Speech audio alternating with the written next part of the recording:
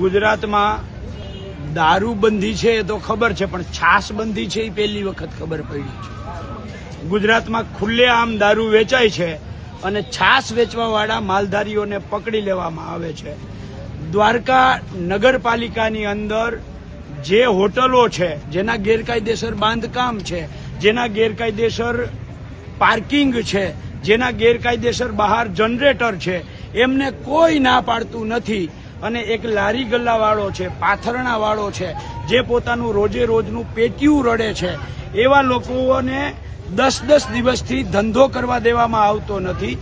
એવા લોકો જે છે એમની રેકડીઓ ઉપાડીને નાખી દીધી છે. એનો માલ ખાલી કરવાનો પણ સમય આપવામાં ન આવ્યો.